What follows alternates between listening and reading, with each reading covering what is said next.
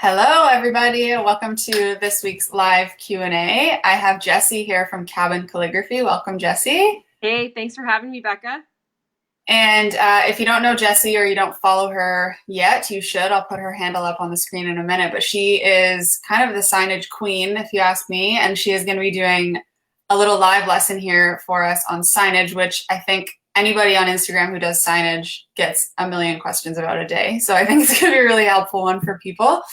Um, but before we get started, I just want to mention to anybody tuning in, we're going to be able to take questions live and stuff, but there were some questions submitted beforehand in the event. So we're going to answer some of those first, and then I'll open it up for questions later. So if you have questions as we go, just toss them in the comments and we'll try to get to them. But there will also be a chance at the end where I'll tell you when to submit your questions. So without further ado, though, Jesi, do you want to just walk us through who you are, what you do, how long you've been doing this, and all that kind of stuff? Yeah, so hi to everybody who's tuning in, and thanks, Becca, again for having me. This is awesome. So I'm Jesi, and Cabin Calligraphy is my little baby up here in the Great White North. And so I started in February of 2016 and went full-time pretty much right out of the gate. It was a little bit of a fluky start as to kind of how I got into it, but I'm pretty much self-taught, and it's kind of been cruising steadily since then. And my specialty is pretty much weddings, but I do mostly signage as opposed to doing like stationery or invites and things like that. I do offer traditional calligraphies on envelopes and stuff, but it's not my main focus. So most of the things I get asked for: mirrored seating charts, glass seating charts, acrylic signs, chalkboard signs, wood signs, pretty much any kind of sign for any purpose at a wedding. So yeah, that's pretty much it. That's pretty much kind of where I'm coming from and what I'm going to help you with today, hopefully. So did you not have any art background when you started this? I did and I didn't. I did go to school for fine art for a year at Brock University, but I dropped out of that program really quickly, hating it, and took some time off and actually went back and got a degree in political science, which clearly lends well to calligraphy. And then that's it. I kind of traveled around and was a little bit of a lost cause at like 28 years old, and finally after a long time found my niche and love it so much. So for all those people who are like 25 and thinking, oh my god, I hate my job and this is never going to get better, I promise you 30 is like the golden year. I can't vouch for that yet, but Yeah. And for anybody watching, you might have caught it, but Jesi said something about being in the Great White North, and you might have figured out that both of us are very Canadian because we actually showed up on this call wearing our toques. And if you're not from Canada, you're going to laugh that we call them toques because nobody else in the world does. Yeah. But it is cold here right now. So and indoors, this is a comfortable thing to wear. We got snow yesterday. It's gone now, but it made an appearance. Yeah. So I guess we might as well just jump right in. So Jesi is going to do a little lesson for us, just talking through the three different kind of types of signs. So glass, chalk, and mirror. And she's got a couple things on her desk. She's going to walk us through her tools and kind of how she uses all of them and makes things happen magically on those signs. So I'm going to let you just flip your camera around, Jesi, and go crazy. And then as we go, if there's questions that come up that are relevant, I'll just read them out to you. Okay, cool. So you'll have to just bear with me while I get this set up here.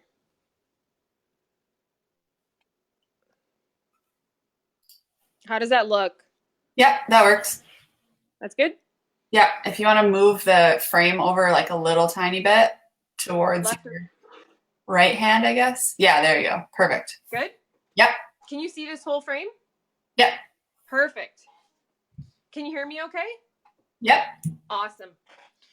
Okay, so as like myself and many other hand lettering artists, the number one question we get is, what tool is that? What pen is that? How did you do that? What did you use? So I'm just going to quickly go through my core tools that I use on almost a daily basis during wedding season, what I use them for, and what they are. So I use obviously different tools for different purposes, but my standard kind of set that I can't live without So for any time I'm working on mirror, glass, or anything kind of that same nature, my sketching tools are a Bistro chalk marker or a Stabilo aquarellable, which is like the live and die by tool that everybody has in this world. And then my good copy. So anything I'm doing outside of guidelines, I'm using an oil-based paint pen, which I think is really similar to the way that you do your pieces as well. Sometimes people use water-based paint pens, and that's totally fine. But personally, I find that the oil-based are a little bit easier to use. They stay on a little longer, which is always a concern for brides, especially if you're doing a piece that could potentially be out in the elements, either a really moist, humid day, or if it's a wet day.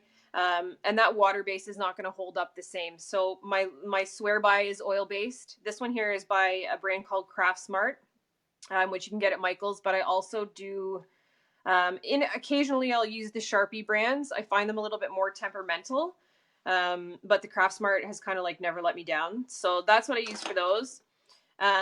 If I'm using a chalkboard, this is my little chalkboard I'm going to show you. I'll sketch in regular chalk, sharpened with a regular sharpener. Nothing fancy there. And then people always ask me about using chalk markers on chalkboards. I never use chalk markers on chalkboards. I hate chalk markers. I think they look streaky no matter what you do, and they're still hard to remove. So I just skip those and go right to my tried and trues, which are the Molotow acrylic based paint pens or the Sharpie water based paint pens. They are obviously more permanent than anything else. You can sometimes remove them with a magic eraser or like a really good buff with elbow grease, but for the most part, they're going to stay on. So a lot of times when clients bring boards to me, I kind of give them the spiel up front and let them know that I'm going to be using something that's likely going to have to be repainted if you want to reuse it. And normally they're fine with that because it's going to look a little better. It looks a little brighter, a little cleaner.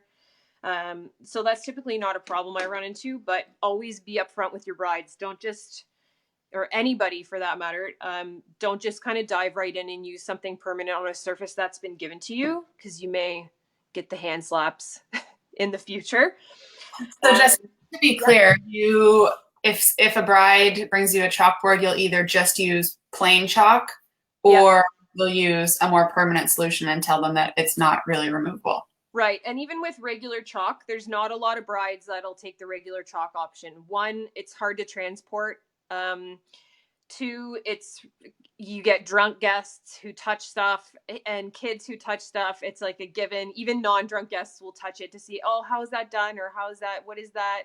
And, 15 minutes into the ceremony, your seating chart's got table 5, 6, 7, and 8 blended into one. So it's always my safest bet to use something more permanent. And 9 times out of 10, when you explain that to a client, they're going to be like, totally worth having the security of knowing that that piece is going to stay in place, as opposed to having it be something that can potentially be ruined, and then having like they'll take the repainting the piece over having it possibly be ruined on the day of.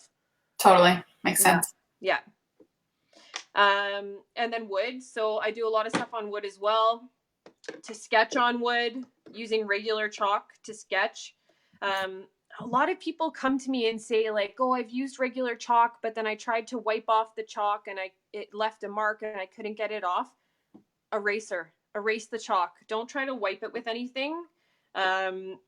It's just funny that way. And this is a trick that it took me a really long time to figure out. Somebody else in the lettering community kind of said, hey, try chalk with an eraser, and it worked out amazing. So sketching on wood using regular chalk, removing with eraser, and lettering on the wood itself. I'll use a Molotow sometimes. Most of the time I'll use acrylic paint and a brush.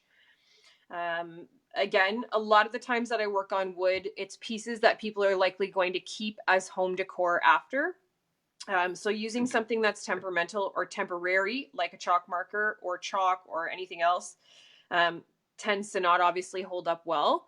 And if you use acrylic paint, you don't have to seal it if it's going to be indoors. It's really fuss free. I mean, obviously you have to be a little bit more comfortable with a brush, And if you're not as comfortable with a brush, then a Molotow or the water-based Sharpie will be a good stand-in.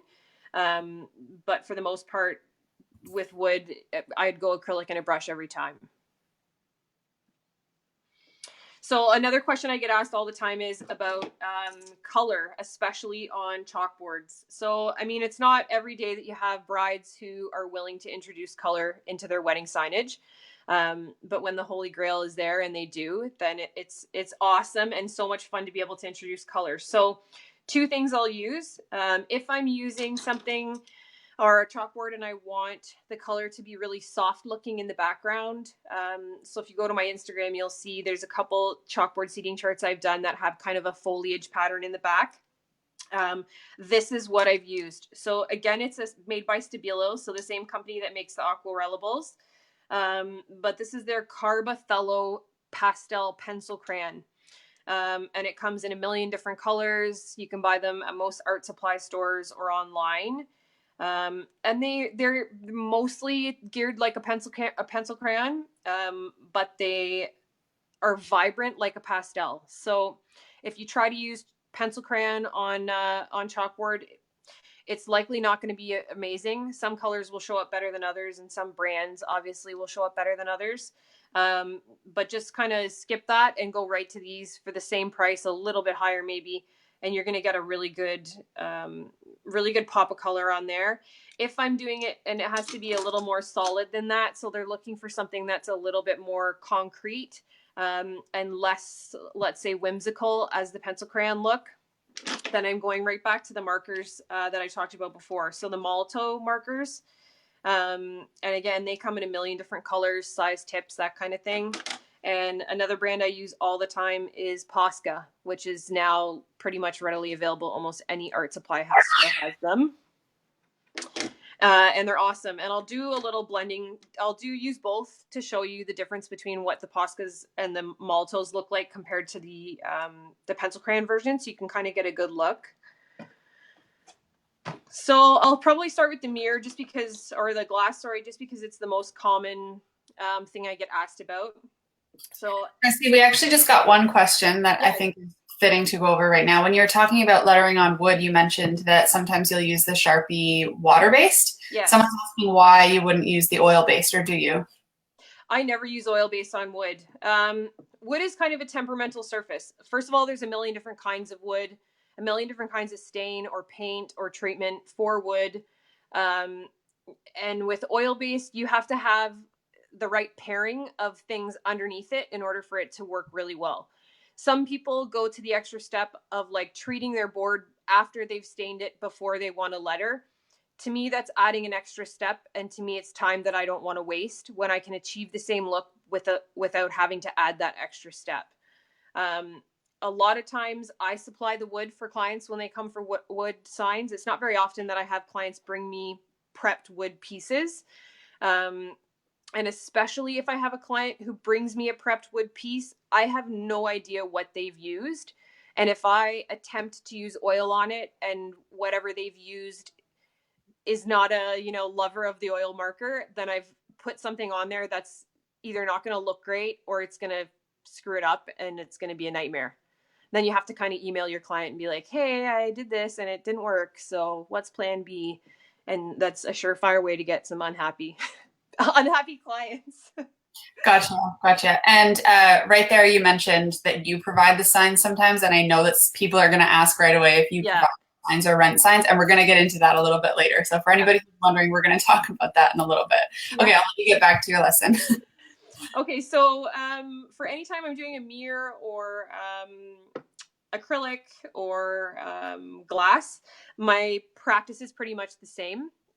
Unlike Becca and her photoshopping Illustrator mad skills with her templates and stuff for seating charts, I'm like the old school version with tape and a chalk line. So for me, it's good old fashioned math.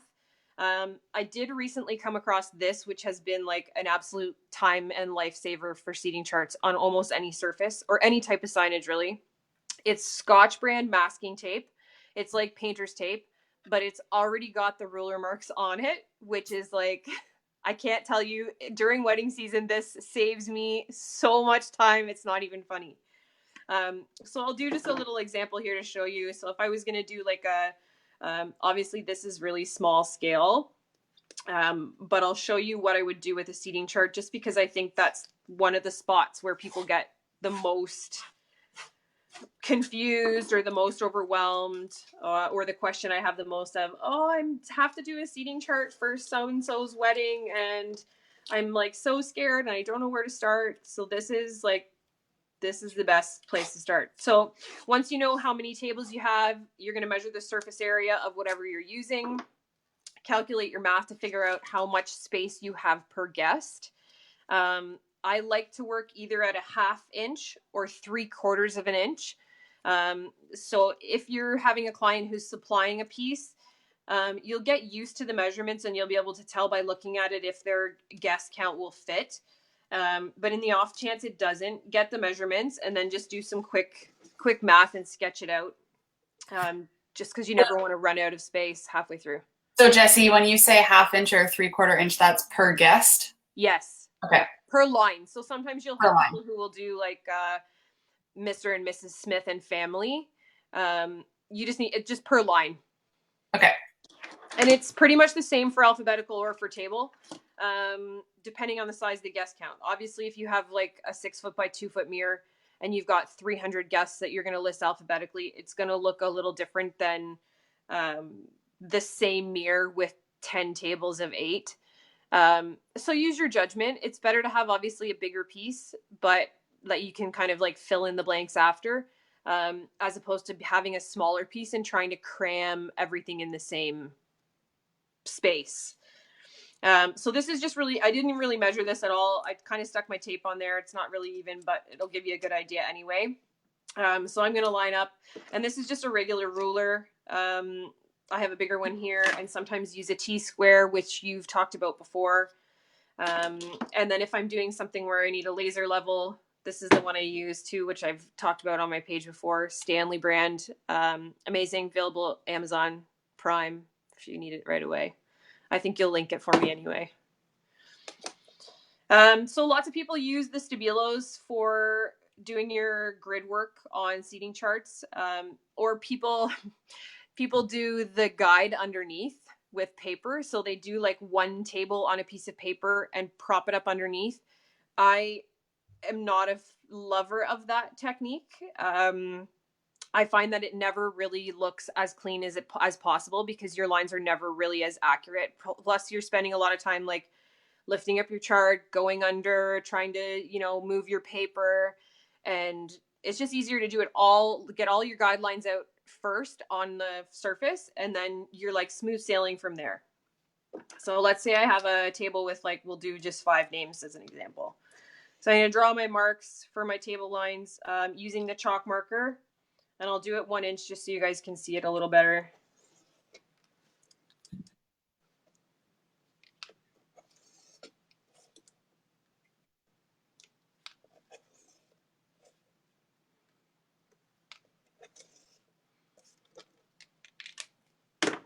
Okay, and then some people feel more comfortable sketching things on first entirely, especially if it's like your first chart or you're nervous. I'm at the stage where I don't usually have to do that unless there's something I'm trying to replicate or something that requires a lot of detail work.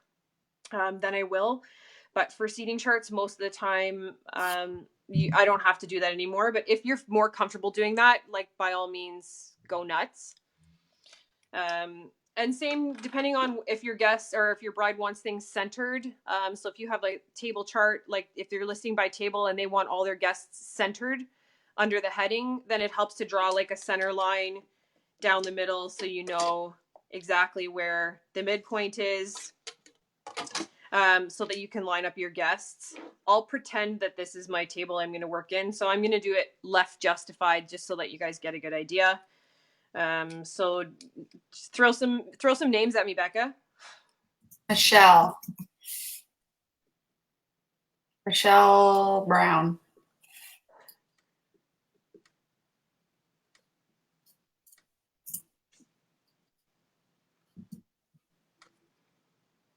Let's do some names of people who are watching right now. Let me get some up here. We've got,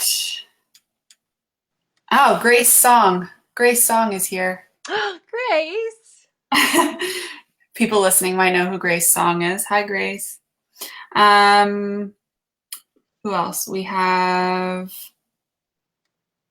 Carl Lopez. I'm taking a stab at the spelling here.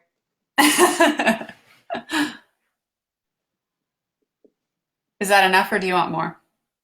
No, that's good. That'll just give you a good idea anyway. So obviously this is really quick. If I was going to do this as a good copy for a client, I would be a little bit more precise with my lettering. But just for the sake of time today, so I can get more in, I'll just show you that. And then based on what your table heading will be, so you can either do like the number 1, you can do the word 1,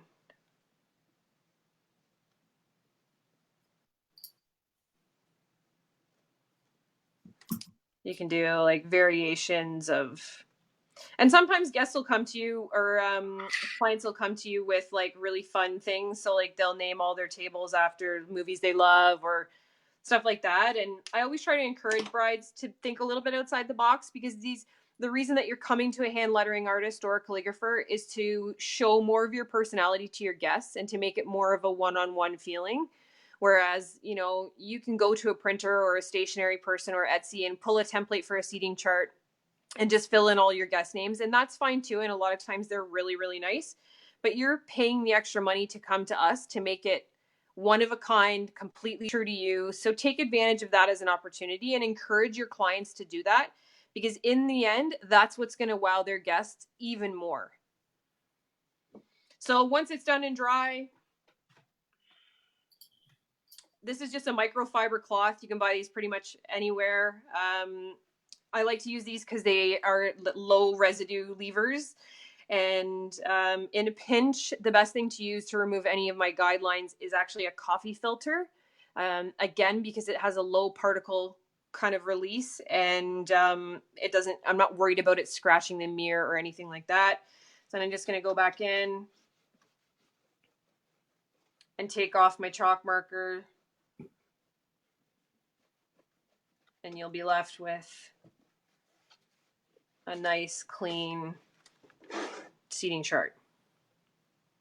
The most satisfying thing in the world. Oh, so good. And pulling the tape off too, which is nice. I mean, on mirrors, it's a little different, but pulling the tape off on a chalked up seating chart is amazing. It's like the highlight of my day most of the time.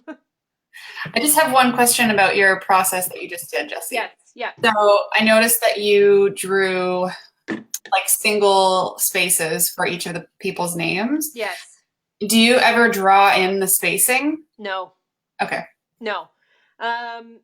If I'm worried about the spacing, I'll use my laser level as the top line. So if this is it's probably going to be really hard to see this right now, but so if this is my baseline where I know every guest is going to be, and I've got them measured at an inch height, and I know that I want to use only 0.75, you're probably not going to be able to see this at all, but we can see the line yet. Yeah, so I'll use my laser level as the top line to save my time from drawing all those things in. Especially with this tape, it saves time in the end, because instead of now having to go through and draw a second set of guidelines to create that uniform width, I know my top height is my laser line.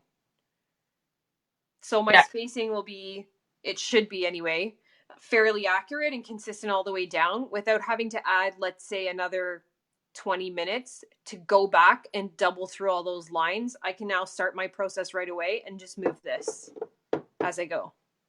That makes a lot of sense. Yeah. And I feel like the more you practice block lettering, the better at leaving it straight anyway, and not needing those guidelines. But if you're super beginner starting out, then you can take the extra time if you want to draw the guidelines, or you can use the laser level trigger. And in the beginning, I drew them too, because I didn't know how to do it properly, and I wanted to be as accurate as possible. But like you said, I mean, it's to a point where I'm doing sometimes 3 or 4 seating charts a week, and they use the standard kind of block lettering that I do on almost all of them for tables, which kind of has become like a second nature. and you get to that point where you can freehand it or you can eyeball it. And it's, I mean, amazing, but don't also put pressure on yourself to get to that point. If you're not ready to freehand something, don't. If you're not ready to, you know, wing it with only a single line drawn on there, draw the double line. Nobody's gonna tell you that that's the wrong way or judge you for it. Like, if that's gonna make your life easier and look better and bring you more clients, do it. So the two things I talked about, I'm going to move on to chalkboards now just because I don't want to run out of time. We're like half an hour in. So chalkboards. So again, with freehanding, I do most of my stuff freehand for wedding signage. So things like welcome signs, programs. The only thing I typically draw in is guidelines if there's a lot of writing. So for things like menus and stuff like that. For welcome signs, if they're really big, I'll do some guidelines just with regular chalk, which is really nice because if you use the Malto, you can wipe your surface with water after and it's not going to move these markers, but everything else is going to come off. So if you're somebody who loves to do a lot of sketching beforehand, sketch with the chalk, convince your clients to use these, and you'll be laughing because you'll be able to wipe it like pristine as anything afterwards and no issues. So I'll just do like the same little thing on both of these just to give you an idea. So I'm going to draw just a rough guideline. And we'll do one that says open and one that says closed. These are just like dollar store leftover from a client. One thing I'll mention too, always sharpen your chalk. Don't try to use this end because it's obviously not user friendly. So just sharpen it. Regular sharpener. Give yourself a nice, decent edge there.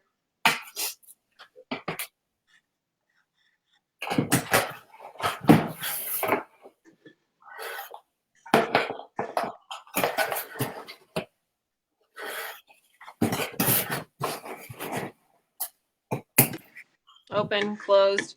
And I'm going to do the same kind of style leaf thing on each of these. Okay.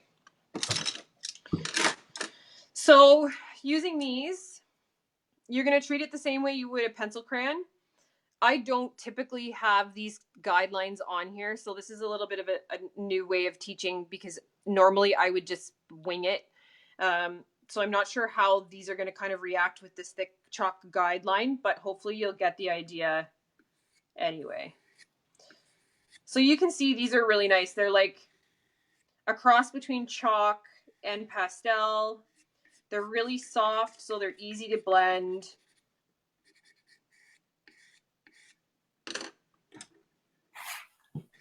Jesse, I don't know what kind of tripod you're using, but if it's possible, are you able to zoom it in at all? If not, no big deal. It's still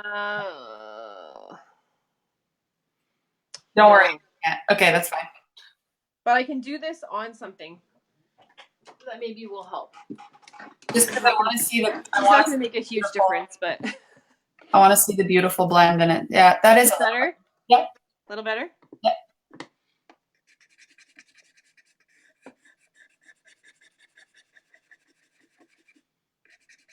So you can blend in the chalk line, I mean, fairly well. And these blend like really nicely.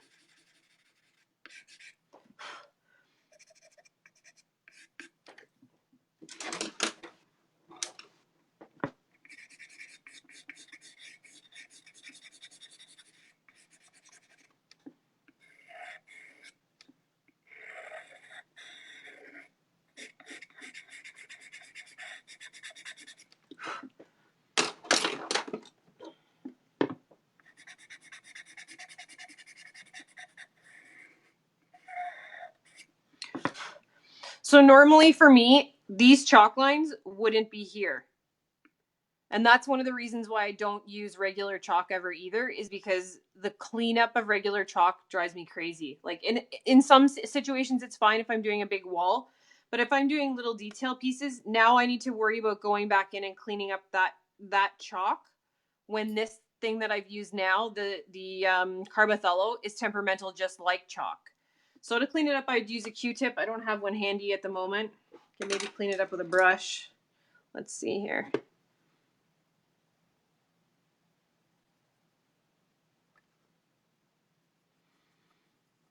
Yeah, so if you're using these pencil crayons, you're better to kind of go freehand with the design. And I mean, lots of times, like things like foliage, florals, they look a little better freehand anyway. If I'm using the Poscas, which I'll show you on this one here, or the Maltos, then you can put a chalk guideline in because it's going to get covered with this anyway.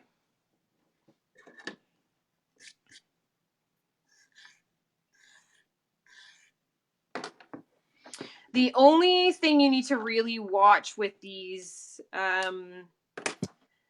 Maltos, if you're using color on your signage, is that you have to work quickly because you have to, in order to blend colors and stuff like that, you have to work while the Malto ink is still wet. If it dries before you have a chance to blend it, like get at it with something to blend it, you won't be able to. I'm just going to grab another marker.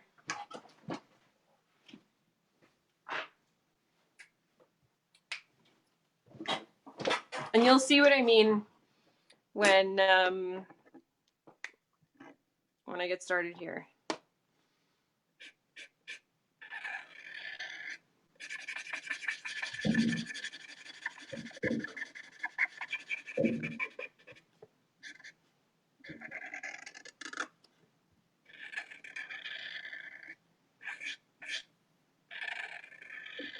And you can see how easily that goes over that chalk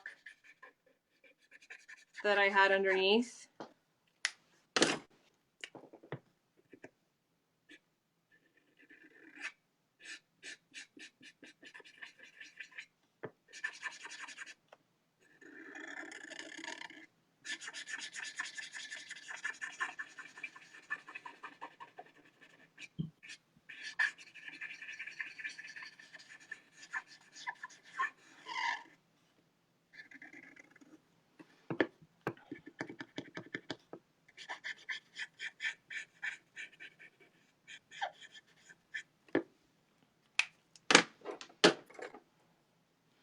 If you really want it to look like smooth, so I'll try to hold this up so you can see. So you can see that it's a little choppy there. I don't mind that look because it looks more like a chalkboard as opposed to something that's been printed. But if you're not a fan of that, while your colors are still really wet,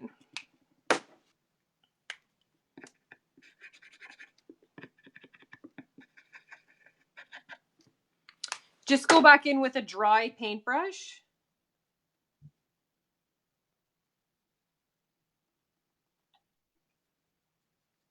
And you can manipulate that ink pretty easily.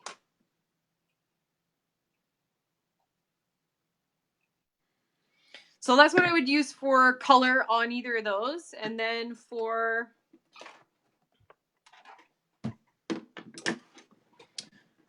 I'll go back to this one here. So for my lettering, again, I find it easier not to have a guideline on there.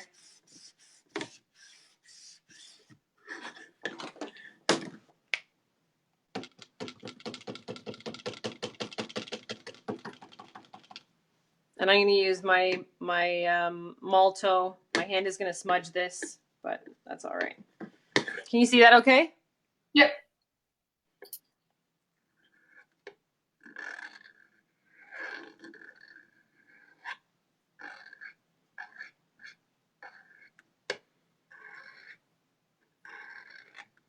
You'll notice too that I don't, I go letter by letter and fill in as I go, thicken as I go.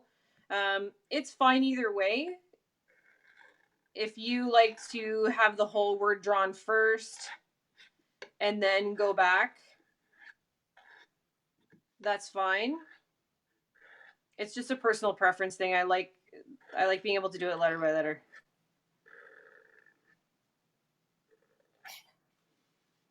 Okay, and then you can add like whatever to fill the space. One of the main things I say about chalkboards is don't clutter it. So keep it really simple. You know, that whole KISS thing that they teach you in school. Keep it super simple. The same kind of applies. Like, so if it helps you to do like a couple little sketches prior to doing a project, Jesse, I think it's really funny that you think KISS stands for Keep It Super Simple because Well, I know it doesn't. I know it doesn't stand for that, but that's like I the always thought it key. was, for people who don't know, I always thought it was Keep It Simple Stupid. Yeah. I didn't know if there was little eyes watching this. I wanted to be careful. So this is just an example. So I'm going to have a client who wants a sign that says, "Welcome to our wedding." And then they've given me a prompt, and their prompt is it's a cabin wedding, so they want to have like evergreen trees and cabin-esque things. Okay, so my board's a square. And another thing too, I'm going to talk about, I don't send sketches to clients ever. Like hardly ever. In a very, very rare circumstance will I send a sketch to a client. I operate more on a basis of trust, because I find that if I'm, first of all, a lot of times clients book me months in advance. So let's say you book me in January for your September wedding, and then you have to kind of figure out, okay, first of all, at which point am I going to send you the sketch? For your welcome sign, you know the content way in advance. I send you a sketch in February or March, let's say, for your September signage. And then by the time it comes time to do that, my style might have changed. I might have had a better idea. There may be more inspiration. And if I've sent that to you and you've approved it, and I then hate it as an artist myself 6 months down the road, then I'm going to spend even more time going back to you to try and revamp that idea. And during wedding season, if you multiply that by 100 clients, I'm now adding like endless amounts of hours to my day, when my logic is kind of, if I don't do those things, then I can help another bride, or I can take on another client and do another project that I'm going to be in love with. And a lot of that comes down to having a good amount of consistency in your portfolio, and also building a really strong relationship with your client, so that there is that trust there, so they know like, okay, she's going to do something amazing and I don't have to worry about it. For the record, I don't send sketches either. Yeah, no, there's lots of people that do. And like, if that's part of your process, amazing. But for me, it's just an unnecessary step. So I'm just going to do two really quick different versions of the same sign.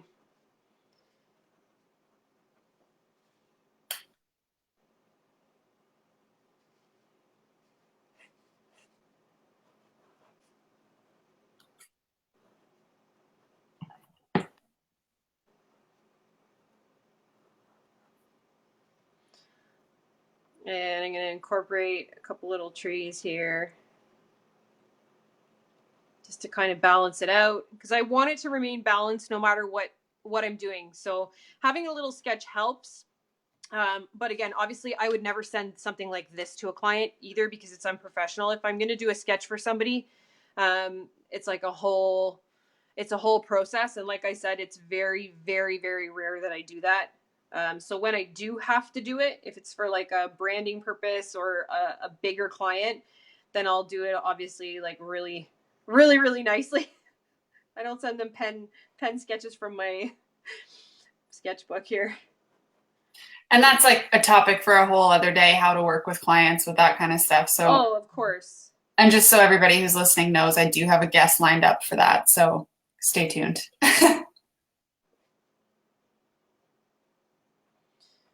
Okay, so maybe do like a full tree line at the bottom, and then have a night sky or something, because you want it to always be balanced, right?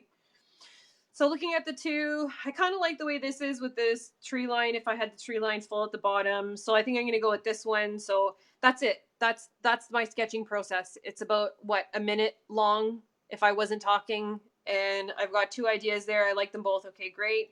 If I want to do a couple more, that's fine if I'm feeling creative. But for the most part, like one or two versions, looked at it quickly, done. I have my board. I know exactly what I need. I know, okay, I'm going to need some greens, and I'm going to need my whites, and I'm going to need my ruler, and that's probably it. Because the only thing, if I were to go with this design, that needs to be straight is this. And even then, freehanding something that's text that small for me is not hard at this stage. I kind of like the way that it looks when it's free-handed, but if you need to draw your guidelines, draw them. There's no right or wrong there. If it's easier for you to use guidelines, that's totally fine. Yeah, so that's pretty much it for the 3 tutorials. Like, the wood, I can show you the wood. And again, so I'll just, this is probably not going to make a difference right now anyway, but especially if you sketch with chalk on wood and you leave it for a little while. So like, let's say you're working on something that's going to take you 2 or 3 days to complete. The longer the chalk sits on the board, the harder it is to get off. So that's another reason why the eraser has come in handy. So you'll see if I wipe it, you can still see it. Can you still see that there? Yeah. Whereas if you erase it, it comes off completely.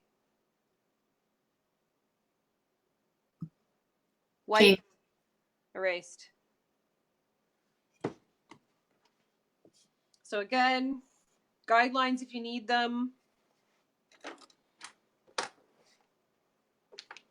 And I'll just do, I don't know, hello or something on here.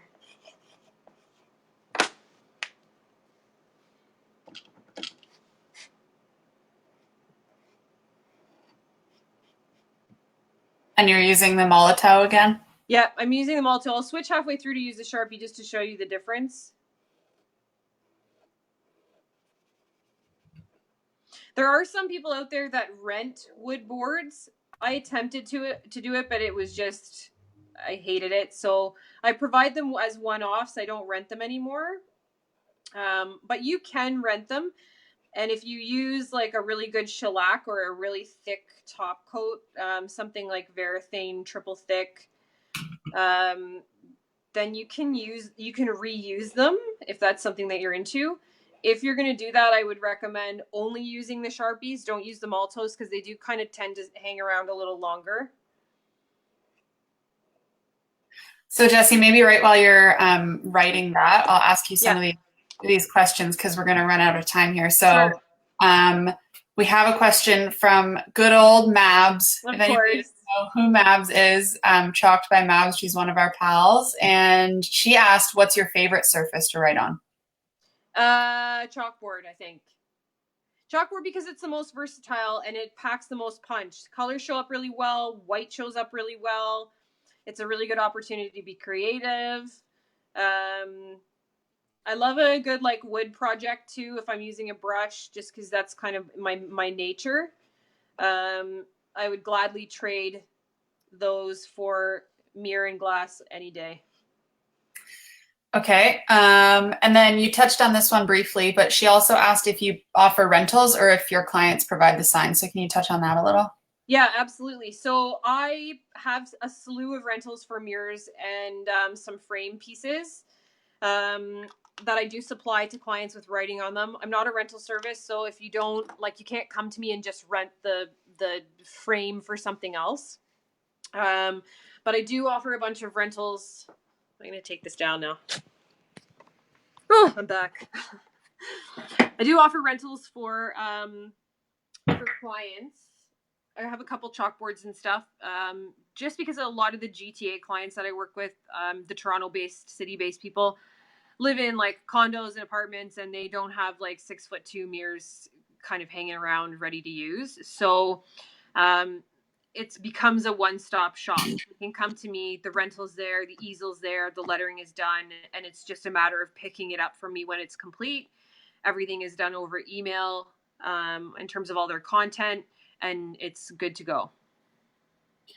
So how do you deal with pricing that? Do you add that to the quote, or is that just comes with your service? No, I do have a pricing quote for that as well. So I strongly encourage you to have a price list. Even if it's not a price list that you give clients, make a price list for yourself so that you have it as a piece of reference to help you kind of base ideas from in terms of growing year to year. You want to see what you were charging the year before, consistency between clients. The worst mistake you can make is pricing on the fly and then having, let's say you price 100 guests at $250 for a seating chart, and then that bride's friend comes to you and you say, oh, it's 275 and they've only got 80 guests, and they're like, well, so and so got it for 250 and they had more guests, so how does that work?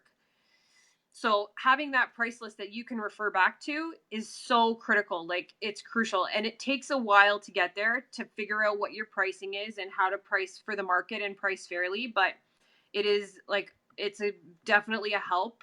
And it's also a good way, if you do decide to post it on your website or your Facebook page, it is a really good way to wean out clients who like the idea of calligraphy but don't have it in their budget, or who are just, maybe, we all get them. They get a little bit of sticker shock sometimes, and that's fine. But for, let's say, 10 clients who go to your website and look at your pricing, and the 8 that come back and say, hey, the pricing's great, I'm good to go, you'll have those 2 clients, and it saves you the time of emailing them back and forth. I'm all about time saving, trading my money for time and time for money. So anything that I can do to make my life easier, to be able to do more of what I love, which is the actual lettering, I'm all for it. And that's one of those things. And in terms of pricing, obviously your pricing guide is an amazing resource for anybody starting out or not. And just kind of getting a feel for the market. You don't want to undercut everybody else, but you also don't want to price so low that you devalue everybody else. So there's a difference between competition pricing and just absolutely freaking insane pricing that's just ridiculous. And I think, So we actually had a question from Ashley. yeah. She said, and you're touching on it right now, she said, how do you price your worth and deal with others undercutting you in your area and industry? And you did mention it, but Joanne, who taught me calligraphy, and I have written a guide on this. So I popped that up on the screen. And if you go to that website, you can just watch our free series, and we talk all about that. So it's a really big topic, and it's a really frustrating topic. So we definitely have touched on it in there. And I know that Jesi and I can probably do a whole 1 hour interview here. Oh, you could do like a whole 24 hours probably. Yeah. Okay, so let's just on what Ashley said though. She said it. It's pricing your worth, not your work. It's pricing your worth. What is your time worth? And it's not just, okay, so how long did that little chalkboard take me to do? And that's what I'm going to charge you. No, I'm charging you for the time it took me to go to the store to get the supplies, the cost of the supplies, the cost of my everyday operational, things. As a small business owner, you have to fold all those things in. The cost of your space, the cost of tools, the cost of workshops to further your own knowledge, all those other things. So I think it's where your pricing guide really helps, is to kind of get an overall view of, these are all the things I need to consider. It's not just, oh, this was one marker and it took me 5 minutes. So 5 minutes, if I want to make $30 an hour, like, that's ridiculous. You'll never survive, and you'll never be taken seriously. Yeah, and Joanne and I get into that a lot, and she calls it the "what will I get out of bed for" price. Yeah. I'm not going to make a sign for somebody that's going to cost them $4.50, even though it only took me that long, because it's just ridiculous. You're not thinking about the time it took you to email back and forth with them, and the time, like you said, to go get the supplies and all of these things. So you really have to think about your worth, and not just what the actual deliverable is worth. Absolutely. But like I said, we could get into that for an hour, so let's move on. The next question is from Susan. She asked if there's any bridezillas out there, and how do you deal with them? I've been pretty fortunate that I haven't really had to deal with any bridezillas. I've, knock on wood, had really positive experiences all throughout. And if for whatever reason I've had a not great experience, there's always still been light at the end of the tunnel with that same client. So I think I've yet to this day had somebody who's been like, oh my God, I hated the signage, and there was no reconciliation or anything like that. Again, like I said, knock on wood, because I will probably bawl my eyes out the day that comes. But I think that's I don't know. It's funny. That's a big part of it too. I just lost my train of thought there, Bex. What I wanted to add to it, though, and I think the bridezillas. I think you might be getting to the same thing I was going to say is that I haven't had any issues with stuff like that either. And I think that a big part of it is your communication. So if there's a bridezilla who is having a really hard time dealing with you, you have to look back at yourself and think, okay, did I communicate properly in my emails? Did I give her all the expectations of what she can expect from me and what she can not expect from me? And did I let her walk all over me? So Yeah, there's a fine line between being accommodating and being a pushover. And a absolutely. lot of times people will walk all over you if you let them think that they can, and if you let them think that you're a charity and not a business. Yeah. The other thing too, I'm just going to add to that with in terms of bridezillas is have a contract and make it solid. It doesn't cost a lot if you're just starting out, even if you never get a contract template from somewhere just to use to have to protect yourself, and something that you can revert back to and say, okay, like if they're like, oh, well, I was expecting this or blah, blah, blah. And you can go back and say, well, look, here my contract outlines that this is the expectation on your end and my end. Set deadlines for your clients, set deadlines for yourself. So when I have a wedding client, they come to me. The process is we do the quote, build the quote together based on what they need. They pay a deposit and they sign the contract. My contract outlines everything from how they need to send content to me. I don't want you to send me screen captures of post-it notes of your guest list in chicken scratch handwriting. It needs to be typed. It needs to be formatted. It has to be sent via one of these things. It's just the consistency there is key too, which helps with that. And also having one point of contact. If you're dealing with a bride and she gets a wedding planner, pick one or the other. Likely pick your client. Or if you're dealing with the wedding planner from right out of the gate, you deal with the wedding planner and the wedding planner alone. It's when those worlds start to mix and you get a random email from the mother of the bride saying, oh, I want this. Like, really sorry, Brenda, but your daughter is my client and that's it. My contract is signed with her, and you can throw that back a million times and say, hey, it's, sorry, policy, and it'll help you kind of out of those awkward situations. Yeah, and there are a couple other things that are covered in contracts, like if you were doing a rental, what happens with your sign if they break Yep. it? What happens if I get in a car accident and I can't do your wedding sign? What Yep. happens in that case? Whether or not the client can use that sign after and sell it or rent it to someone else. Say it was all just things all things in my contract covered. and they're all things that probably have come up at least once or twice, and I can very easily say, actually, it's in the contract, blah, blah, blah, and there's no argument there. So definitely recommend the contract. And again, in the panic-free pricing stuff, Joanne and I go over that as well, so we won't spend too much time on there again. But we have one last question, and I think it's a really good one. Yep. Michelle asked, what is the timeline you recommend for brides to start booking their calligraphers? It depends on the service. Personally, I try to get them to book at least 9 months in advance. I'm already one spot away from being full for September of next year. So I try to usher them to kind of as soon as they have ideas that they want, even if you're not sure what you want, get a date, book the date. And a lot of clients come to me and say that same thing. I'm not really sure what I want, but I know that I want you. Okay, here's, put $100 down or put $250 down, whatever it is. Put it towards, we'll book the date in my calendar, because that's another thing. Scheduling yourself is so important, and staying organized. During wedding season, I deal with anywhere from one wedding a week to 5 or 6 weddings a week, depending on the projects. And I know exactly how long things are going to take me. I know exactly how many projects I have per week, months ahead of time. So if I have a last minute client who says, hey, I don't know if you have availability next week, something fell through and I need a mirror seating chart. I've got 100 guests. I need a mirror, blah, blah, blah. I can look back and be like, okay, you know what? I know exactly. I have 3 signs to do for Chris. I have 2 signs to do for Becca. I have 1 sign to do for Mabs. I can fit it in comfortably and take on that client. So I think that's a big thing too, is time management and knowing what your limitations are. Don't overbook yourself, because there's nothing worse, and I say this out of experience, nothing worse than having a client come to you at the 11th hour and be like, oh, I have to pick something up early, or you staying up till 3 o'clock in the morning on a Friday night trying to get it done to deliver for Saturday morning. Don't shoot yourself in the foot if you can avoid it.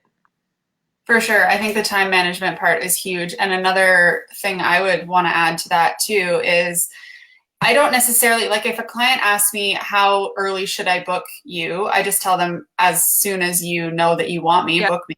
Yeah. And like I said, because I get sold out. But if you're a new business and someone asks you that question, just tell them as soon as you have ideas, let's talk about it and get it in the schedule. Better is always, or earlier is always better. But if you have someone that comes to you and it's like, 2 or 1 week before, and it's not because anything fell through, it's just because they're very last minute. Yep. Don't be afraid to charge a rush fee either. Oh, I charge a rush fee if it's within 2 weeks. And that's another thing we talk about in the pricing series too. So, but you can absolutely do that. And if someone really wants you to do their work, then they'll be happy to pay it. So, yeah. yeah. I have one little thing before we sign off that Becca and I, you kind of talked about this with me before, which is a question I get asked a lot, and it's a problem that we see as hand lettering artists pretty much daily. What do you do when a client comes to you and sends you 25 examples of other people's signage and they want it replicated? We see it all the time. Pinterest is like the best and the worst thing to ever happen to our lives. And, you see it all the time. You get the question. The best way to direct clients away from that. So first thing, a lot of clients are not going to understand the rules of copyright and understand that you copying that design is not okay. They're not going to understand that. They don't know. So use it as an educational opportunity and say as politely and as professionally as you can, I love all the inspiration you sent me. I think I have a good idea of what style you're looking for. I'm not able to copy those directly because they belong to another artist, but let's use this as an opportunity to make you the most unique pieces we can. Trust me, let's work together. And if you have a bride who's like, no, I absolutely want it like that, for me, that's a red flag client. They're never going to be happy and they're gone for me. I don't have time and I don't want to work with people like that. And I think it's the same for even smaller artists starting out. It's always best to be original, play it safe, come up with a creative idea. You'll get more followers, you'll get more clients, you'll get more exposure, all those things. If you stay true to yourself, do your own style. And I think that's part of it too. Like the copywriting thing has become crazy. And especially for wedding signage, it's going to be heavily photographed and it's shared everywhere. And you don't want to be that one calligrapher who gets known for stealing somebody else's work. Yeah, absolutely. And I find that when you're working with a client right at the beginning in the estimate phase, the best thing that I have started doing is to share, like I'll screenshot pictures of my own work that I think is what they're looking for, and I'll send them pictures of that instead. And I'll say, here's something along the lines of what I think you're looking for. What if we added X, X, X, X, X, and all these other different things to it? And that generally works really well. And that way you're not even in the realm of copyright infringement. Yeah. I also have done a Q&A on copyright infringement. So if you're worried, go watch that one. Watch that Q&A if you're not sure. And you know what? Anytime, if you're another artist and you see it in the community, man, just like put on your big girl pants, be as polite as possible. And you know what? Approach them respectfully as if they didn't know and just say, look, hey, I really admire your work. I think you've got some really strong talent. You're doing some beautiful things. I noticed your post about this. It's really similar to this. But I mean, don't do it if it's something that's just loosely copied. If it is something that you look at that and you're like, holy shit, that's exactly like so-and-so's, and you feel compelled and you're like, oh man, that's not right. Man, message them. Say, as one calligrapher to another, as one hand lettering artist to another, just so you're aware, or you don't even have to say that. Use it as a tool to educate, because the more we can spread that message as a whole, the better it is for everybody, right? I literally messaged someone yesterday who I saw directly knock off my work, and I just used it as I'm not sure who, because it was a storefront signage that was very directly knocked off of one of the storefront signages that I did. And I said, I'm not sure who you hired, but please let your artists know that they're infringing copyright and blah, blah, blah, and just be careful about it. You don't have to be rude. You can be respectful. No. And, don't be rude. You never know who's going to be a potential client of yours. So definitely don't be rude, because if that calligrapher goes under for whatever reason, she's got 25 clients there waiting in line for quotes. She's going to be like, hey, you know what? I'm not doing it anymore. Go to Cabin Calligraphy because A, she knows her shit.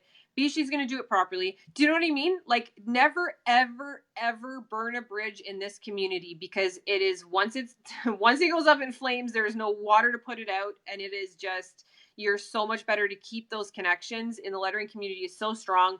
Lots of people share their knowledge and, you know, pick our brains. That's what we're here for. So if you can avoid burning bridges, especially if it's another artist, especially if they're in your area, just kill more. What is that thing? You catch more flies with honey than you do with vinegar. Yeah, whatever that saying is. You get the point. Yeah. Yeah. Okay, well, I mean, that was sort of a depressing topic to end the conversation on, but I think it's an important one. And I think that your demonstrations are really, really helpful for people. I've seen a lot of really happy comments in here. So thanks a lot, Jesi, for being here. And I'm going to put your Instagram handle back up on the page. Is that the best place for people to find you? Yeah, for fellow letterers, I would say yes, just because it's the quickest and most front kind of facing. Client wise, which they're probably not going to be watching this anyway, but client wise, always email. Cool. Yeah. All right. Well, thanks again so much. And I imagine that you'll be able to see the questions in here if anything else comes up, because you are part of the Facebook group. So yes. Yep. All righty. Well, let's go brave the Canadian cold in our toques. I've people have commented. And 2 little dogs behind me who are like, "Mommy, please, it's time for snuggles." So, yeah. All righty. Well, it was nice to talk to you, and thanks again. Great job today hosting too, Bex. Thanks. Thanks. Talk to you later. Bye.